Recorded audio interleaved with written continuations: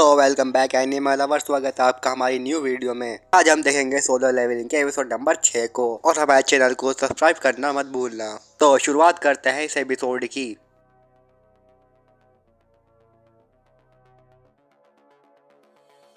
तो एपिसोड के स्टार्ट में हम उन हंटर को देखते हैं जो कि उस पोर्टल से बाहर आ चुके होते हैं, और उनका इंचार्ज बोलता है कि वे कमजोर लोग जल्दी ही मारे जाएंगे और उनके मरते ही हम बॉस को मार के सारे एसेंस स्टोन ले लेंगे।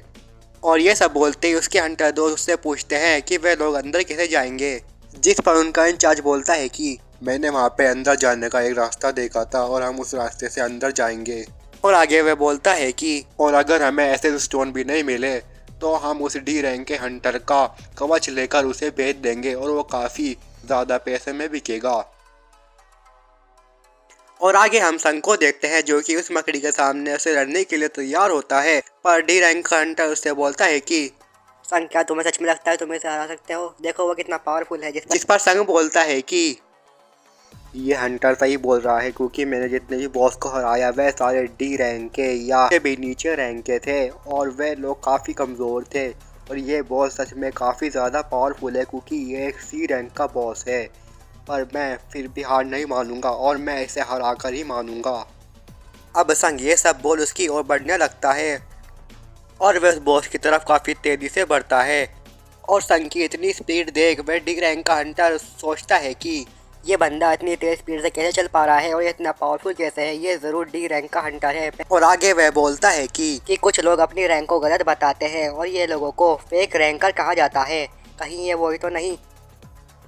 अब हम संग को देखते हैं जो कि काफ़ी अच्छी फाइट कर रहा होता है, और वह सोचता है कि ये बॉस काफ़ी पावरफुल है, हो भी क्यों ना ये एक सी रैंक का बॉस है। और आगे वह बोलता है कि मुझे इसे हराने के लिए जल्दी कुछ करना होगा, पर उसके ऐसा बोलते ही उसके सामने एक स्क्रीन आती है जिस पर वो काफ़ी थक गया होता है। और आगे वह सोचता है कि मुझे इस वेपन की एबिलिटी का यूज़ कर उसके वीक पॉइंट पर हमला करना चाहिए। और ये सब सोच संग उसकी ओर काफ़ी तेज़ी से बढ़ने लगता है। हम देखते हैं कि वह बॉस अपने मुंह से एसिड फेंकता है, जिसे देख संग काफ़ी हैरान होता है, और वह बोलता है कि इस बॉस को हराने के लिए मुझे अपनी पूरी स्पीड का यूज़ करना पड़ेगा।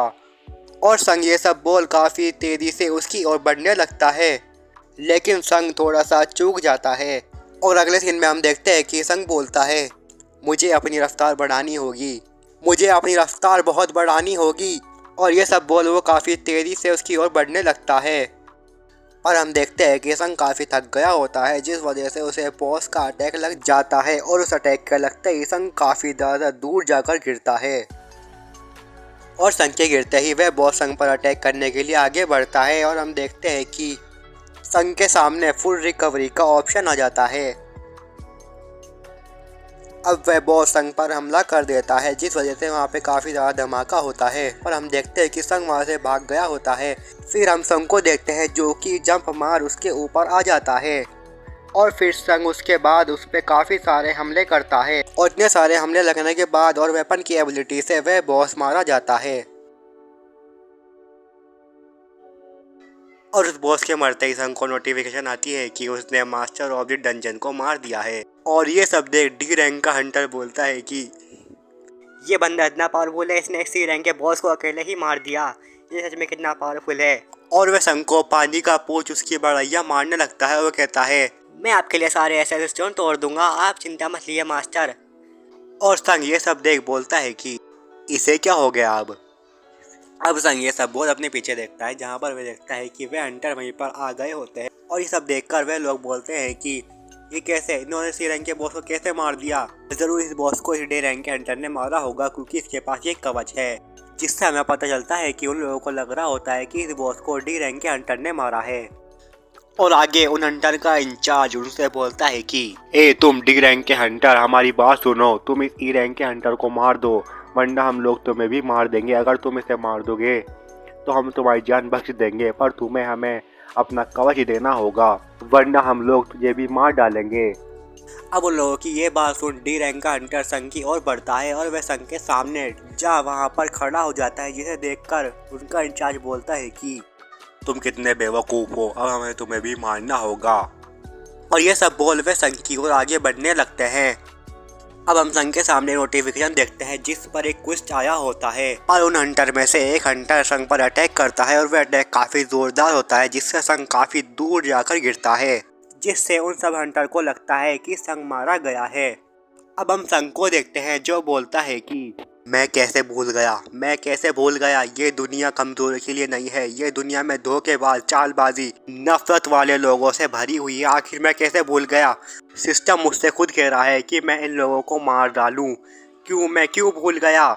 आखिर में कमजोर ही मारा जाता है और ताकतवर ही जीतता है। ये ओवर कॉन्फिडेंस, ये पावर, ये लापरवाही, आखिर क्यों पावरफुल लोग ही आखिर में बच पाते हैं?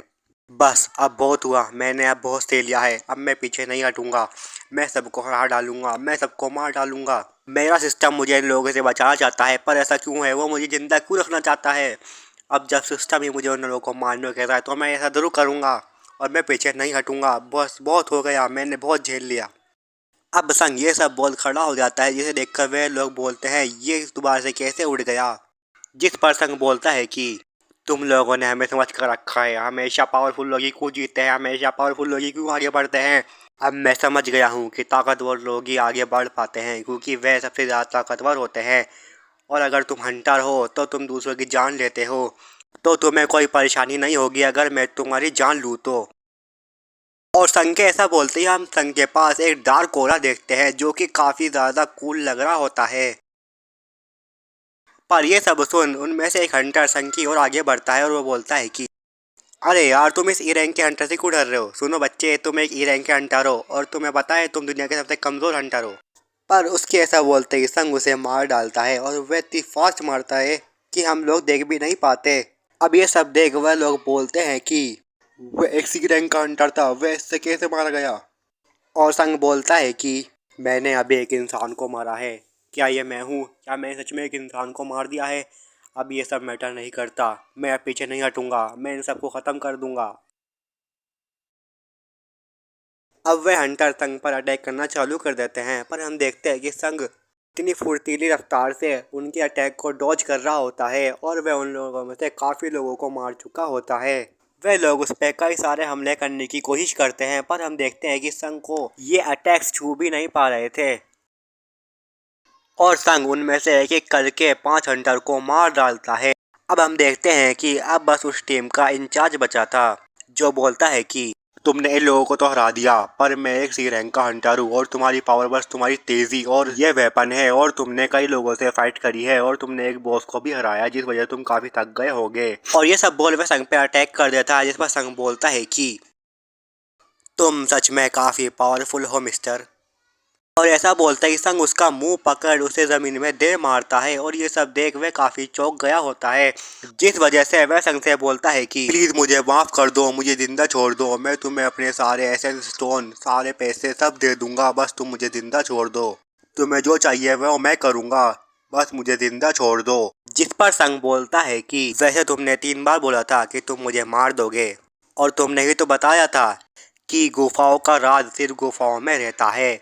और ऐसा बोलते ही संग उसकी गर्दन काट देता है। अब संग का क्विज भी कंप्लीट हो जाता है, जिस वजह से वह गुफा गिरने लगती है। अब संग कहता है कि हमें यहाँ से जल्दी बाहर निकलना होगा। अब हम बाहर का सीन देखते हैं जहाँ पर एक लड़की होती है और वह उससे बोलती है कि तो वे लोग सब मारे गए और हमारे पास बचे हैं सिर्फ ये डी रैंक का हंटर और ई रैंक का हंटर। अच्छा, मुझे पता है तुम लोग कैसे बचे। ये ई रैंक का हंटर कहीं छुप गया होगा और तुम्हारे पास ये कवच है और ये काफ़ी महंगा लगता है, तो शायद से तुमने इस कवच का यूज़ कर उसे हरा दिया होगा। वैसे कॉन्ग्रेचुलेशन, तुम लोग बच गए हो, तुम्हारा शुक्रिया।